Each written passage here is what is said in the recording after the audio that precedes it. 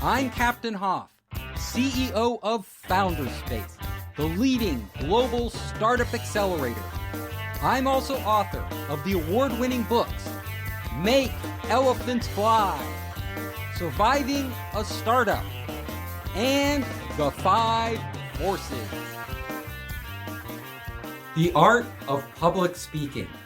When I began my career, I was a terrible public speaker. In fact, I dreaded going on stage and giving a talk in front of an audience. I didn't know what to do, and I got so nervous. I was actually shaking when I would get up there. All the way through college, I had been a very shy person. So it took a huge leap for me to start stepping forward and actually giving public talks. I did this because I became the CEO of my own company, and I had to talk to the public. I had to talk to investors. I had to talk to the press. I had to go to conferences and give keynotes. It was a long learning process. It didn't happen overnight, but because I wasn't a natural public speaker, I had to analyze everything I did to improve my skills. And I hope to share that with you today. Tell a good story. One of the first things I learned when giving public speeches is the importance of storytelling. Human beings learn through stories. If you look at anything we do, whether we watch movies, whether we watch the nightly news, whether we read the newspaper, it's all stories. Even the Wall Street Journal, which is a financial publication, it's supposed to give you the data and information about all these companies. It does so in stories because that's how we retain the information and that's how we relate to it and can refer back to it. We put everything in our lives. Our brains put everything we experience in our lives into stories. We are constantly telling ourselves stories. So when somebody gets up there and gives a talk and they're just giving you the facts, usually you'll forget most of them, 90% of them. But if they start to put these facts into the context of a story that you can relate to, the percentage of information you retain will go much higher, exponentially higher. You can also, by storytelling, engage your audience. You know, people love stories. We love the human side of things. We don't just want the numbers, the information. We want to actually understand who the people are. So when I am presenting during any presentation now, I try to embed stories into the presentations as well as just information. And let me give you an example of the power of storytelling. This is an example that happened to me personally. I was invited to give a pitch presentation. It was a big contest, a huge contest nationwide from startup founders. And at the time, I had a startup. We were making educational games. And I really wanted to win this because the grand prize was $1 million. They weren't investing in your company. They would literally hand you a check for $1 million if they liked what you were doing. So I got up there and told a great story about financial literacy. And this was during the 2008 financial crisis when many people were losing their homes. So I tied it into the current events about how we need to teach our children through financial literacy what they need to know so they don't take out mortgages they can't pay back. When I was done with my presentation, it was in Las Vegas in front of a big audience, I felt I had really hit a home run. But what I didn't realize is that there was one person, one competitor, who had a better story than me. He came up there and told how his startup was helping people who were suffering from dementia. And because his father was suffering from dementia, that's what inspired him personally to launch his startup. At the end of the day, he won first prize, I won second prize. Both of them were very good, but I will tell you, he had a better story. It was hard for the judges to know whose technology was better, whose market was better, whose, everything else about our companies, which was better, how our products were. They couldn't tell those things, but they could tell the story and the impact it made on them. The bottom line is people are emotional. They will respond emotionally to what you give them. And when they walk away from your talk, they will remember what they feel, much more than what their brain heard. Well, the information and facts. Those information and facts won't be nearly as important. And I have pitched lots of investors. I help hundreds of startups around the world present their companies to investors to raise money. And I will tell them, look, the story is more important than any data you're going to give these investors. They're going to forget 70% or more of all the data you give them. What I want you to focus on is moving them as a person, getting them engaged in your company, in your mission, in your vision. Why does this matter to you? What are you doing in the world that is so important that them giving money will make a difference? Because investors are people at the end of the day. They may be from Harvard or MIT. They may be quants and geeks and, say they only look at the numbers. But from personal experience, from being an investor myself, I can tell you that the story ends up mattering more than the investors. And if you look at companies out there, companies that we all follow that catch the headlines, when they first launched, there was always a great story about them. Whether it was Facebook starting out of its dorm, and getting college students, connecting college students, whether it was YouTube allowing anybody to put up a video, whether it was a story of Uber, wow, anybody can become a driver and we're totally flipping the transportation industry on its head. Whether it's Airbnb, all of these companies, all of these amazing companies, their stories, and many, many, many stories keep coming out about these companies, little stories, big stories. It's the story that drives the news. It's the story that drives awareness. It's the story that propels growth. Whatever you're doing, there should be a story behind it. And I don't care what you're doing, right? But when you're getting up there presenting yourself, if you're a motivational speaker, if you run a small business, if you run a big corporation, you have got to be a storyteller. I mean, look at the great storytellers like Elon Musk. He's brilliant. He's always coming up with something. And he's painting this vision about how he's going to take humanity to Mars. These stories are what drive these businesses. And you look around in society, there are so many stories to choose from. We see these social trends, these stories that we're all telling ourselves at any given time. Everybody's talking about the story. If you can pick up on one of these trends and actually bring it into your business and make that trend in your business fit perfectly, then your presentation will really begin to resonate with people. You want to touch people about what they already care about. It's very hard to make somebody care about something that they never really heard of or they don't care about. If they don't care about it, changing somebody's mind is really hard. But tapping into what they already care about and then showing how what you're doing connects to that, very powerful for storytelling.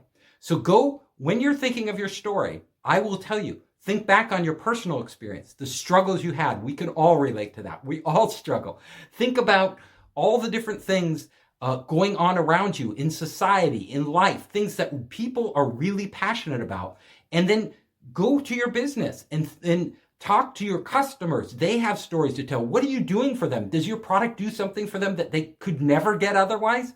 This is where great public speaking comes from. So whatever topic, if you're working for a philanthropic organization, a nonprofit, a government organization, a private company, it doesn't matter.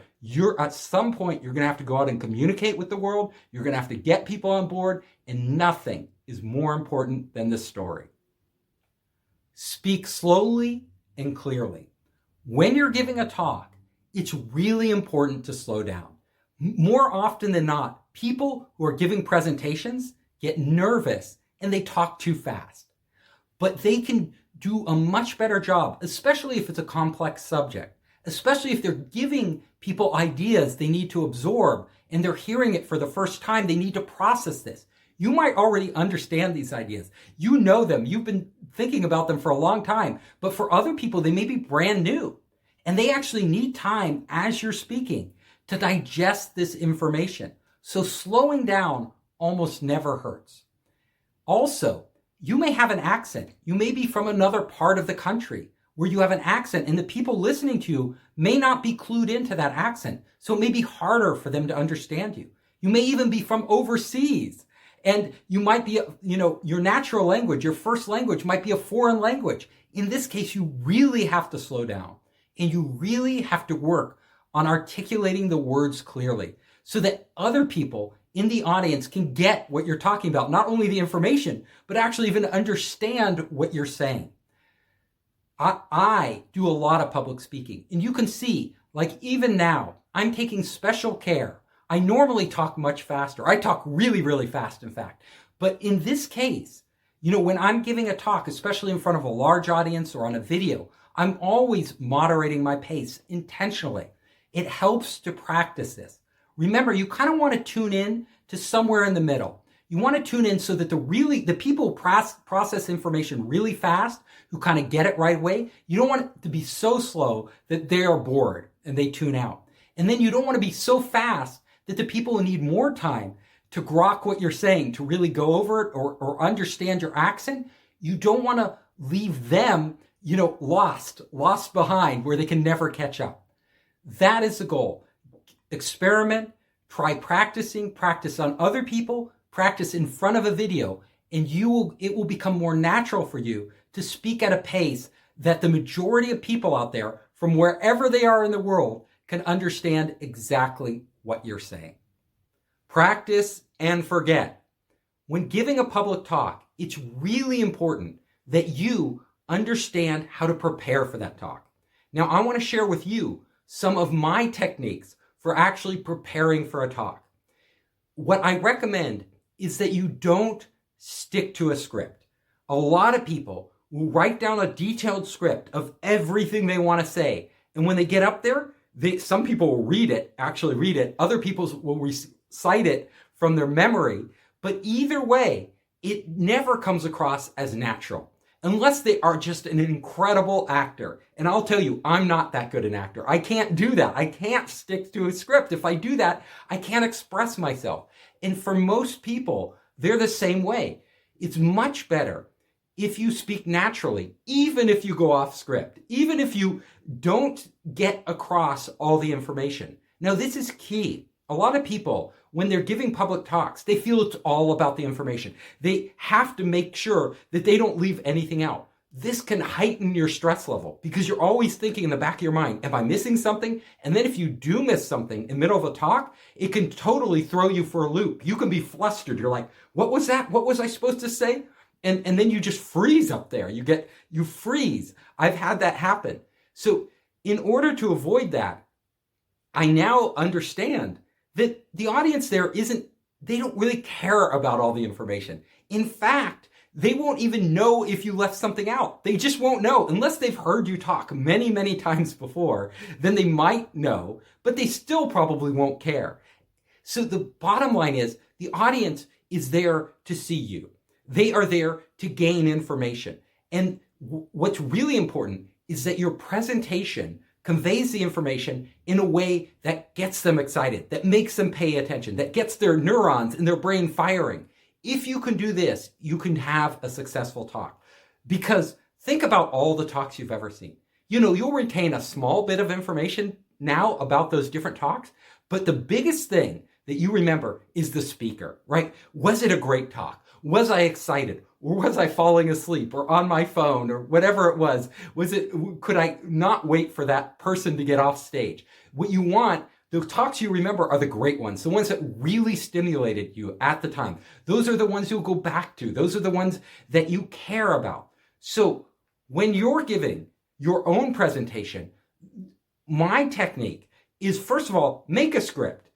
Put down, I don't write a detailed script of every word I'm going to say, but I make bullet points of all the main topics that I want to cover in the talk. What do I want to convey? What is the structure of the talk? All of that is laid out. And then I practice. I'll practice several times. I'm not a big one for practice. Some people need to practice more. I tend to like to just go with it. That's my style. But honestly, I instruct a lot of entrepreneurs on how to give pitch presentations, in front of big audiences and directly to investors. And when I do that, I tell them, practice, practice, practice. And then when you're all done practicing, throw it all out. Remember, when you get in front of that audience, when you get on stage, just say whatever comes into your head.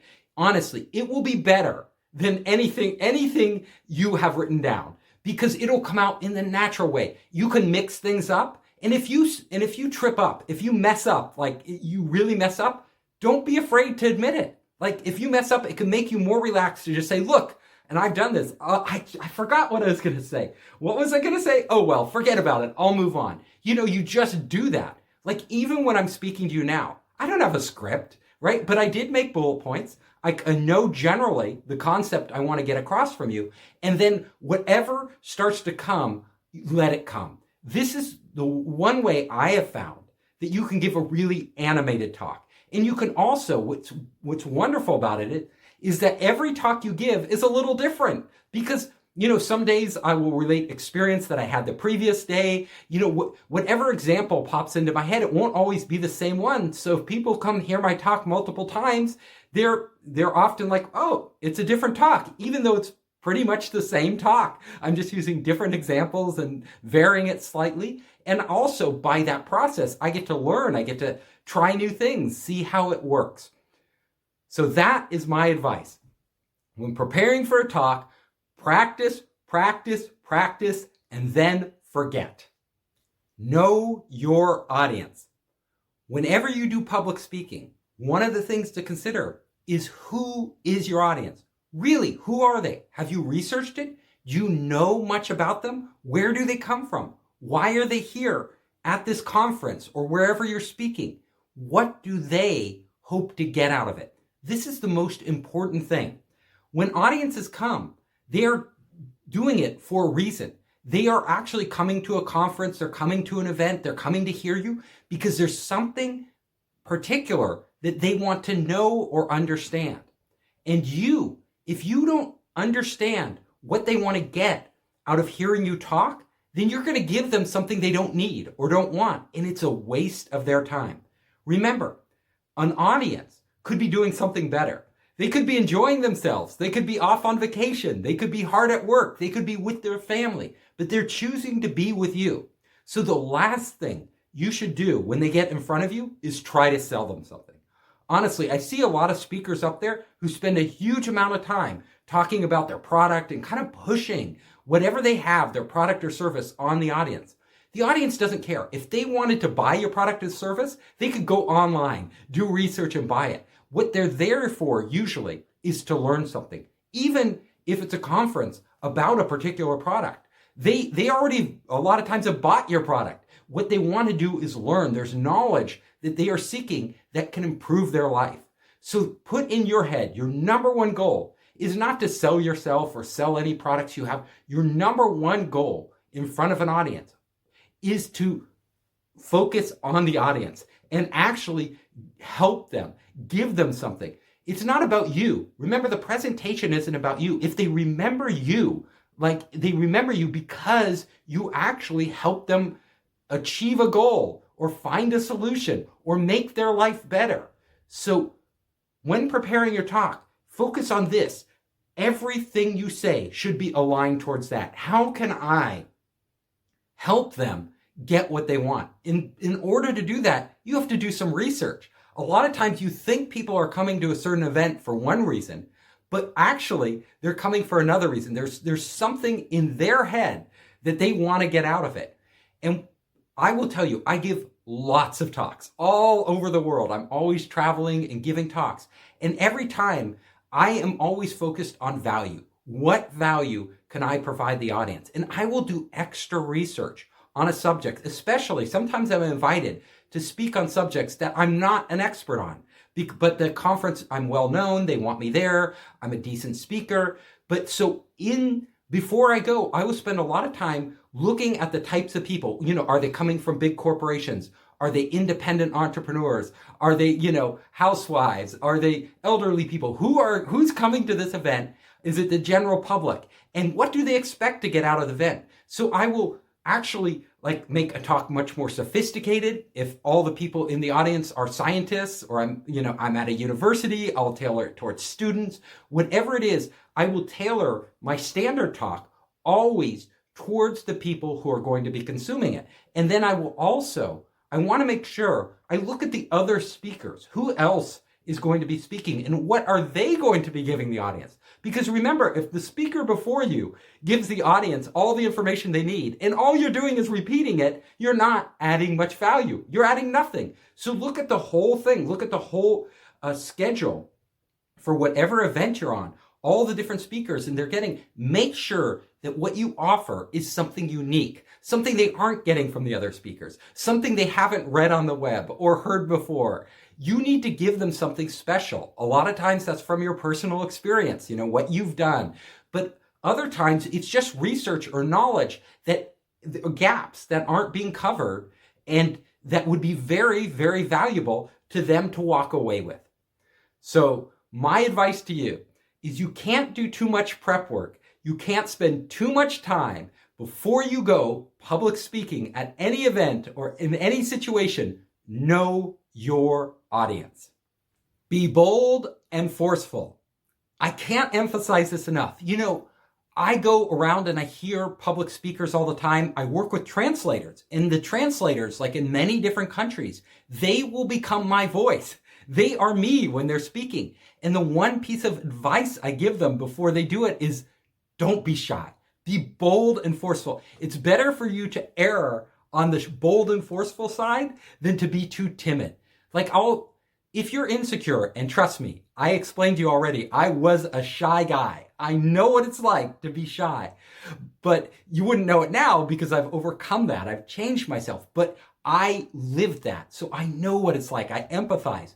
But if you speak softly, if you are hesitant, people pick up on that. They pick up on that. And then all the power of what you're saying drains away. It's really important, to psych yourself up, to honestly, before you go into a talk, if you need this, I don't need it anymore, but in the beginning I did.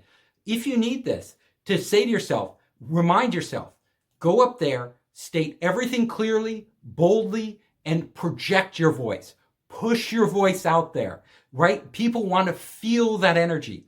Giving a talk in public isn't like just talking to someone in person. It is performing like an opera singer, like a rock star, an actor. You on stage in theater, you are performing, which means you have to project, especially if it's like a large stadium, a public area.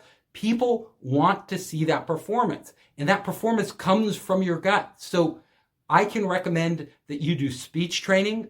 People can benefit a lot from speech training, from how to speak authoritatively. And you don't have to shout, right? You don't have to be up there screaming and yelling to get your point across. But you do have to convey that forcefulness so that you have some presence on stage and so that it resonates and moves people. That is my advice. And if you feel shy, it's okay. It doesn't matter how you feel inside. It's what you project outside that matters. So focus on your words and how you can get them out of your mouth and how each word can have an impact on the audience. Don't leave anything up to chance. When you are speaking in public at an event, you need to prepare in advance. This means going in either the night before or well before your actual presentation and running tests. You can never trust them to do everything perfectly. Let me tell you, I've been through this. I give hundreds of presentations, and almost always when I don't check, something goes wrong. You need to go through your PowerPoint presentation on their computer, because often they will make changes to your PowerPoint presentation at the last minute without telling you, or things will be missing. Sometimes when you copy one file from one computer to another computer, graphics are missing, video is missing, something has changed. And unless you go through every single slide right before the presentation, you are taking an unnecessary risk, which can be really disconcerting when you're on stage. Also, ask in advance for the type of microphone you want. I prefer wireless microphones, and not just wireless, the ones that go around your head, and so that you don't have anything to hold in your hands. Ideally, your hands should be free so you can express yourself, and you should be free. You shouldn't be tethered to a cord so you can walk around. The further in advance you request these things, the better. Even well before the event, you should already know what you want. Do you want to speak in the morning? Usually you don't want to speak in the afternoon. What time slot do you want to speak? How long do you want to speak? All of these things should be specified well in advance of your presentation. I keep a checklist now of everything I need to do 2 weeks before the event, everything I need to do the night before the event, everything I want to check the day before the event. And I make sure to get these done. If you don't write them down, if you don't have a checklist, you probably will be caught off guard at some point and your presentation won't go well. It takes a little bit of effort, a little bit, but the payoff is big. Make your entrance. Most people don't think about this when public speaking, how important it is the first impression people get, how you step onto stage. If you see great performers, like Elvis or any of these, you will see that when they enter that stage, it's all choreographed. You should choreograph your own. Why not? Some people just shuffle up onto stage and they're kind of like sloppy and it's not well thought out. What you want to do when you get on stage is you want to enter the stage with energy. Like I always say, kind of don't run, but don't walk. Somewhere in between a run and walk, quickly step up onto stage and then step with decisive steps. Just like I said, speak forcefully, speak boldly, stepping, every step you take, everything you do is communicating to the audience. You are prepping them, psychologically prepping them for a great talk or not so great talk. So they're watching you. The second you appear, they are watching you. You've already started your talk. So that first second, most people don't realize this. They don't understand. But us as human beings, we judge people very quickly. Within the first few seconds of meeting somebody, we will have already judged them. We'll have looked at their clothes, we'll look at their face, their makeup, their hairstyle, the expressions on the body. Even before they open their mouth, we will already have an opinion of that person. Why do humans do this? Well, I'll tell you, our survival once depended on it. If you're in the jungle and you're walking down and you meet somebody else, a stranger you don't know, you have to judge that person quickly. Are they a person you like? Should you fear them? Should you run away? Are they hostile? Are they going to kill you? These things determined whether you would live or die. So our instinct is, even before our conscious mind judges somebody, our subconscious is already forming an opinion. So everybody in the audience is judging you the second you appear on stage. And your entrance is your chance. It might only last, 5 or 10 seconds, but that is your first communication with them. Make it count. Use body language. A lot of people, when they give a talk, they get nervous. They freeze up. They try to stand perfectly still. This is the opposite of what you should do. You actually should project, not just with your voice, but with your entire body. They should illustrate the concepts you're trying to communicate. Because remember, the audience just isn't listening to you. They usually aren't just listening to your voice, unless it's a podcast. If you're on stage at a conference or you're doing a video, they're looking at your body. And a lot of times they're looking at your whole body. So it all matters. Your posture matters. Everything you do on stage communicates something to the audience. If you are on stage and your whole shoulders are hunched over, your hands are clasped together, you look very small. But if you stretch your arms out, spread them, use them actively, you look very big, very powerful to the audience. This is a tool you can use, and it's as important a tool as anything you could say, any information you could convey. Remember, it's not what you say. It's the overall impression that people feel when they hear you speak that ends up being what they remember. The information is actually a much smaller portion of what you're delivering, especially in public speaking. They are there to see you. And so think of your body, all parts of your body, everything, how you move your feet, where you stand, your gestures, your head movements, all of these are communicating. Be aware of them and use them to your advantage. Use your body. Ditch the podium. Whenever you're giving a public presentation, it's a good idea not to use a podium. Now, many times you'll go up there and they'll have a podium waiting for you. This can pose a problem. And I will tell you, great public speakers, the really good ones, never use podiums whenever possible. That is because the podium itself, even though it seems like a tool, I mean, podiums can be useful. You can put a laptop on a podium. You can put a cup of water on a podium so you can get a drink. You can have your notes on a podium. You can lean against a podium. But honestly, the disadvantages to using a podium outweigh the advantages. Let me go over a few. First of all, the podium is a barrier between you and the audience. It obstructs you from connecting with them. A lot of people think, oh, the podium is great. It reinforces me. It makes me appear more official. It makes me appear stronger. What it really does is it hides you.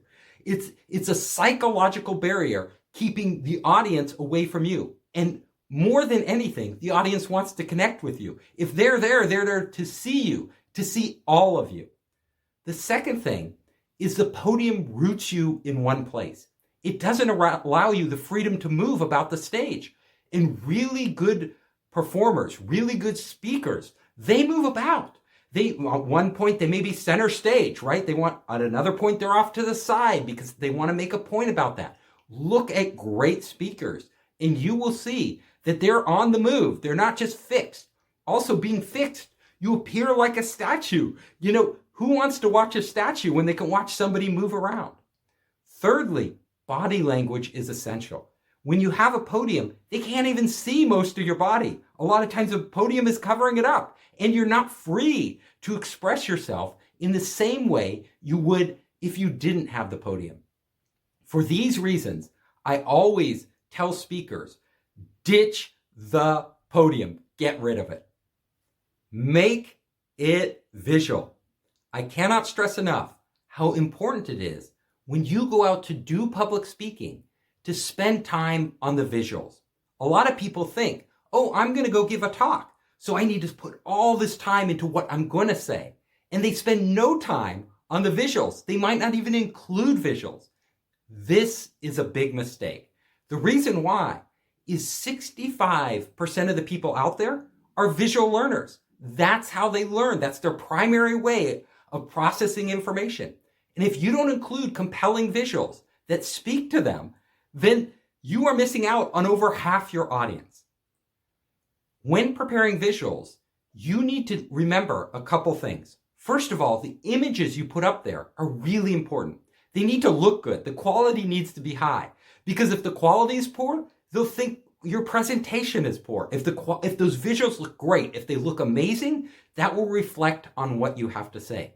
They should also be fresh, images that people haven't seen 1,000 times. If you're going to stock photo sites, don't take the image you've seen used over and over and over in all these presentations. It's going to look cliched. It's going to reduce the quality of your talk. Pick something fresh that stimulates people. And most important, remember, the visuals have to reinforce what you're saying. They have to actually make the points visually that you are saying through your words. This way, people will remember and they will understand at a higher level what you're trying to communicate. They've actually done a number of studies on the human brain, and they have found that the brain itself, 90% of the information we process is visual. They've also found that when people are hearing something, just hearing it alone, versus when they are hearing it and seeing it, their comprehension rate goes up by 83%. 83% higher when what you're saying audio is coupled with visual. They've also found that the retention rate goes up. 3 days later, when they tested people after hearing something, they had roughly a 10% retention rate. 10%! They had lost 90% of the information. However, when that information was coupled with visuals, with relevant visuals, the retention rate went up to 65%. This is why it's so important when you are giving a talk to make it visual. 6 words or less. When you are giving a presentation and you are using a tool like PowerPoint, the rule of thumb is always try to put 6 words or less in each slide. Now, this can be tough. I'm sure you've gone to many presentations and you see their PowerPoint slides, they almost never get it down to 6 words. But I will tell you, when I go to these presentations and I see these PowerPoints and I'm trying to read the PowerPoint and listen to the presenter at the same time, it's very frustrating. People don't multitask well. Most people, they have to block out something else if they're reading. So when I'm reading those slides, especially the very dense ones, I am blocking out what the speaker is saying. I could be missing valuable information. And even if I'm not, I feel like I am. And if I'm just listening to them, but ignoring the slide, I also feel like I'm missing valuable information. So the rule of thumb, if you want to create really good presentations, is to distill the essence of what you want to say down to as few words as possible. And the rest should be images, graphic images that reinforce what you're saying. Because people process graphic information almost instantly. Words they have to read, that takes time. So what people do is what you want them to do is actually when the slide comes up, they can look at the slide and within a few seconds, they could understand, they can clue in to what you're going to talk about. They read the headline, 6 words or less, they see the visuals, and then they turn their attention to you. That is what you want as a public speaker when you're making a presentation, because you're there in person. If they're going to read a lot of text and understand a lot of detail, well, they can go to your website, or you can send them a detailed business plan or sales brochure later that they can dig into. But when they're in the presentation, when you're face to face with somebody, it's totally different. It's all about connecting with you. You are what matters. That's why they're there. Don't obscure that. You'll actually end up hurting your presentation if you have them trying to juggle back and forth between getting the information on the slide and talking to you. And let me tell you, my goodness, there are some PowerPoint presentations out there that are so awful. They are crammed with text and charts and all these numbers, and some of it's so small you can't even read it even if you want to. That is just so frustrating for your audience. So go back through what you're doing anytime when you're crafting your presentation and weed everything out. Mark Twain famously said, "If I had more time, I would have written a shorter letter." Think about it. It takes time. People, entrepreneurs, when I'm training them to actually give their presentations at pitch events or conferences or to investors, I have to hit on them really hard. First of all, you can condense this. You can get it down to 6 words. You can do it. You can have less slides in your PowerPoint. You can do it. They usually tell me it's impossible. I can't do it. But once I put those restrictions on, once they kind of go through the process, they discover they can do it. There's so much they can take out of that. And in the end, it makes what you're saying so much more digestible. It helps clarify. It actually improves what you're saying. It's like a lot of us, we read blogs and newspapers. We'll flip through the blogs on our phone, real quickly. What are we reading? We're reading the headlines. The headlines are never too long. They're always very concise. You have to think like that because that's how people process information. And that's what makes the best presentations. Show your product.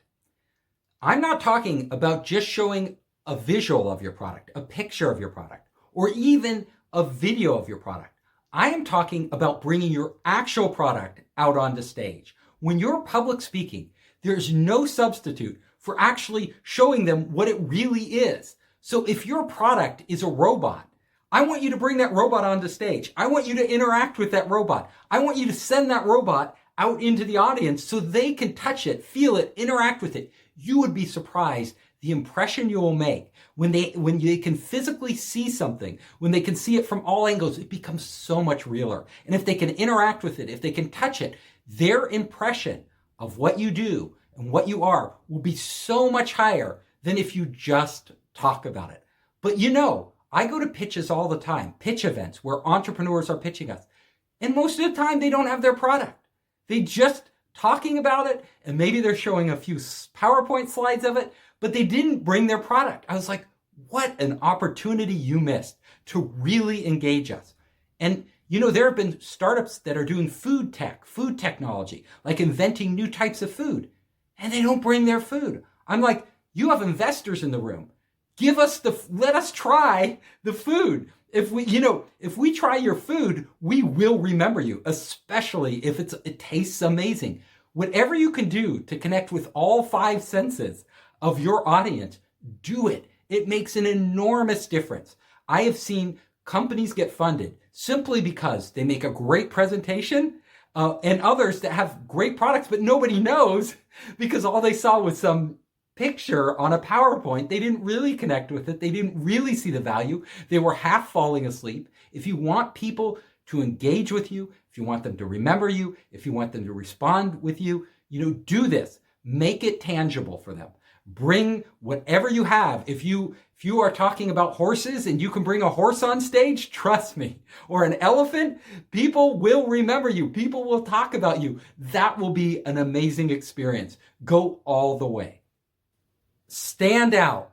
When you are public speaking, one of the most important things is that people remember you.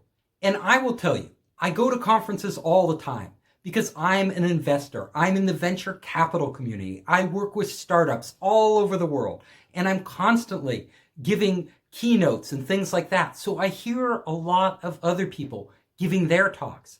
And I will tell you, they all blend together. Like by the end of the day, or 2 days or 3 days, depending on how long the conference is, it's hard to remember who was who and what they said. But if any of them took the time to actually be different, to get up there and do something different, then that sticks with me. When you're walking down the street on a day, and if you see somebody walk by you and they're all in rainbow colored clothing and they're dancing along, you won't forget that person. You'll remember that person. But all those other people that walked by you that same day, you'll probably never think about them again. When you have the chance to actually capture people's attention, if it's a sales presentation, if it's a conference, if it's an investor pitch, use that opportunity so that when the day is over, the next day, they think of you. They are much more likely to take action in your favor if you give them something to remember. So what do I mean by this? Let me give you an example. I go to a lot of startup pitches, where they're pitching ideas for their startups. And there was this one company, a game startup, and they're pitching their game. Now, usually what they'll do is they'll talk about their game, they'll talk about the market, they'll talk about, how it monetizes. They may even show a video of the game, which is pretty cool.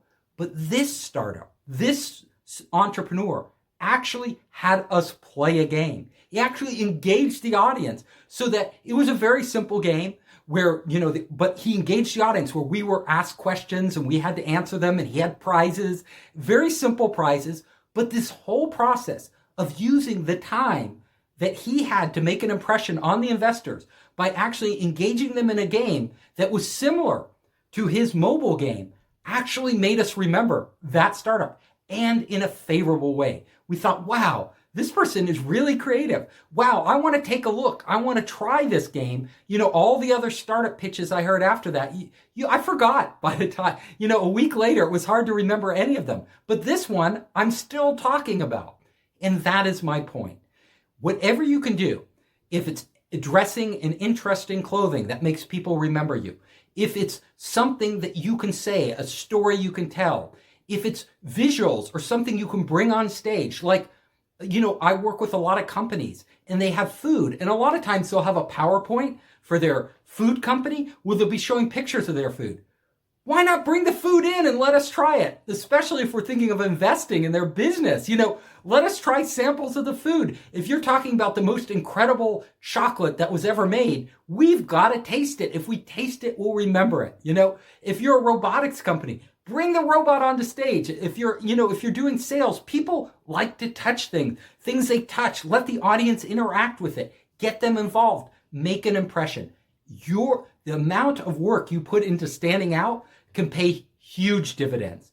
So remember, when you're giving a presentation, it's not enough to give a great presentation. A lot of people can do that. What can you do differently? How can you stand out?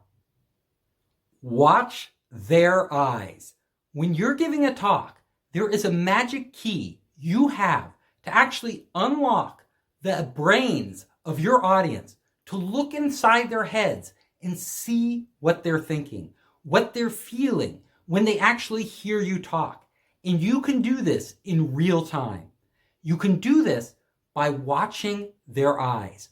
Look at their eyes. What are their eyes telling you? Eyes are like the gateway to the soul. They actually reveal so much about what a person is feeling.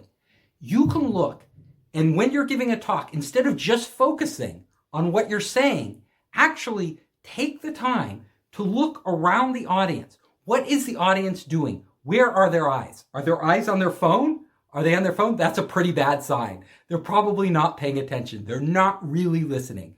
Are they rapt? Are they looking at you? And when you say something, when you make your points on each one of your slides, if you're giving a PowerPoint, how are they reacting? Are their eyes kind of like dazed? Are they focusing? Are they amazed? Do their eyes light up? If you see their eyes light up, you know that you're saying something that really either surprised them, amazed them, in some way it touched them. And I will tell you, when I give my own presentations, and I do this all the time, I'm always doing two things at once. I'm focused on giving the best presentation I can possibly give. But at the same time, I am monitoring the audience. I'm looking from face to face to face, and I'm getting feedback from their eyes in real time. It's like my metrics, my analytics of what I'm doing. They are telling me how I'm performing. And from that feedback, I will know after I give the presentation what I should change. If there's a certain point in the presentation where I see people kind of look away, they're not really paying attention, they're drifting off, I'll know I need to modify that. I need to change that because that isn't working. And if I see certain parts of the presentation where the audience actually leans forward, they're really excited, then all of a sudden I know that's a gem. I've got to keep that in my presentation. And presentations to me are never done. I'm never done working on a talk.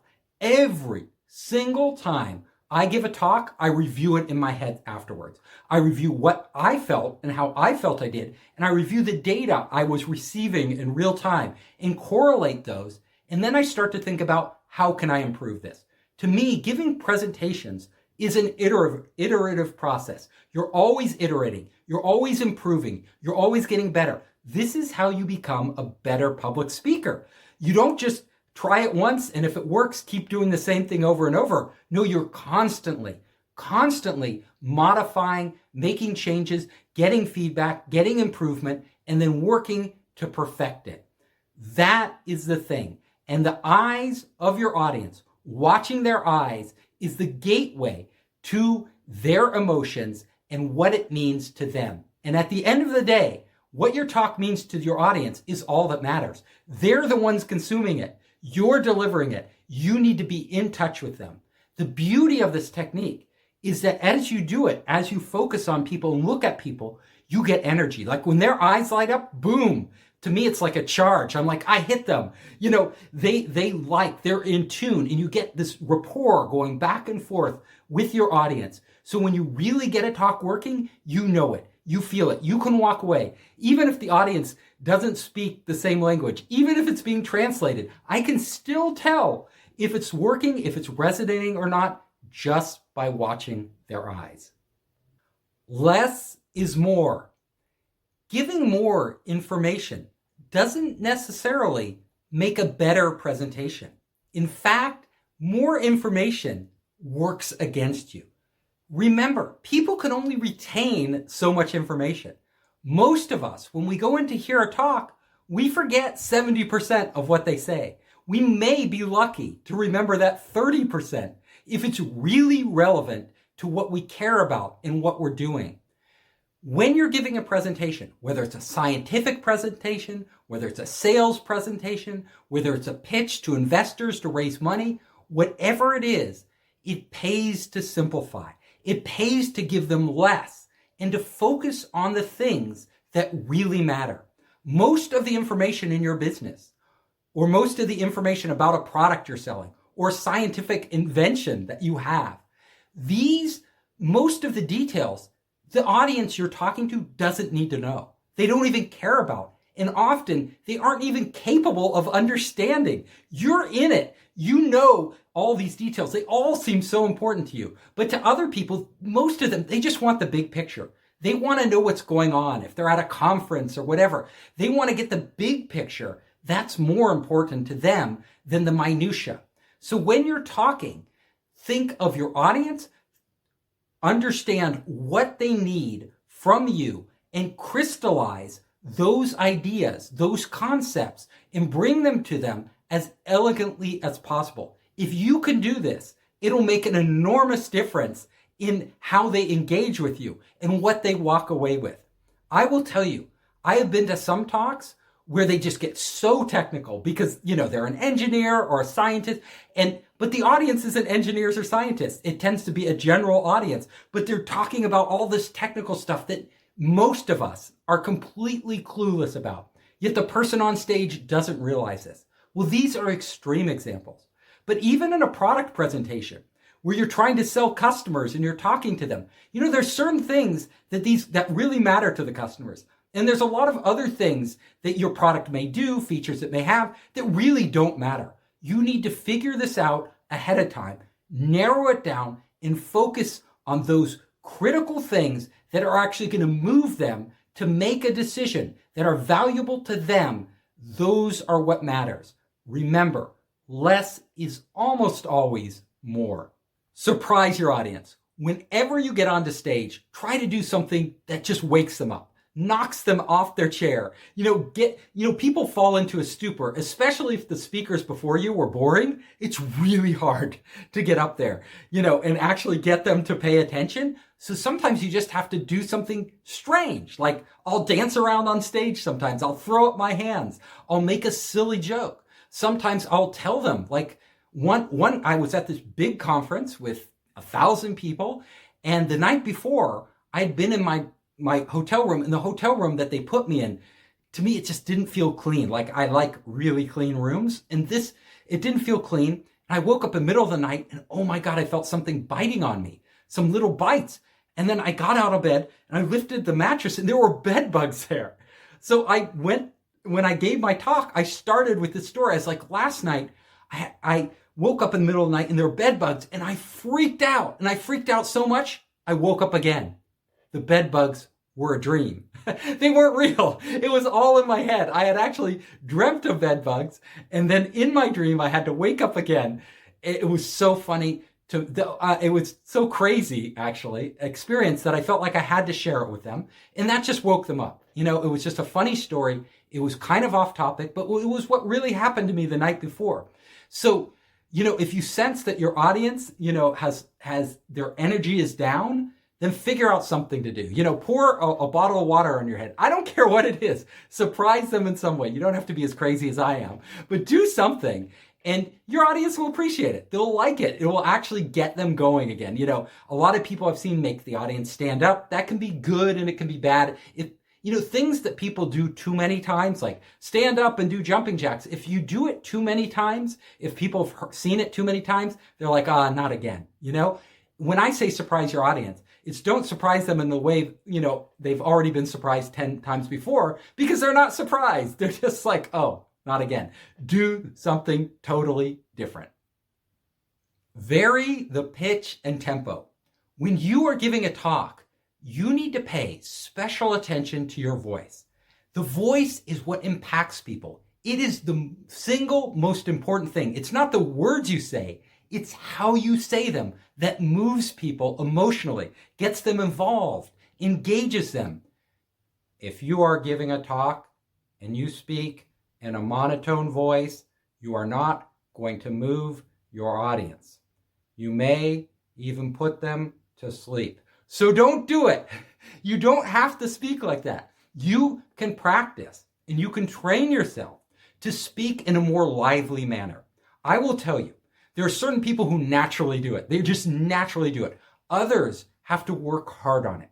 So when you are talking, you need to record yourself in front of a video camera and see how you sound. See if you can emote more. See if you can express yourself more.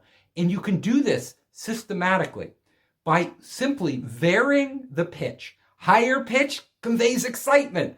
Lower pitch conveys more authority. You can also vary the tempo. If you're speaking really fast or really slow, it has a different impact on the person. When I'm giving a talk and I want somebody to really understand a specific point, I slow down. I may even pause so that emphasizes the point, so that they think about it, so that it focuses their attention. And then when I get excited, I pick up the pace. My pitch rises. I talk, as if I am excited, like right now. For you, you can do this too. Just like actors train themselves, just like singers train when they're singing, songs go the vocalists on songs, they're always varying their pitch and their tempo. It's part of the music. And when you are creating a great public presentation, when you are speaking in public, you are creating music. It is hopefully what you're saying is music to the ears of your audience. And remember, when the audience walks away from your talk, when they leave there, they're just, most of the information is going to be gone, but they will remember what they felt. So pitch, tempo, these are really important for reaching your audience, reaching their heart, and getting them involved in what you're saying. Compose a symphony. I think every talk should not only be like a song, right? Melodic and with very tempo and pitch, but it should also be a composition, an entire symphony, so that when you are presenting to the audience, you are taking them on a journey. And the journey should build. Your talk, the best talks, people get more and more excited as you go along.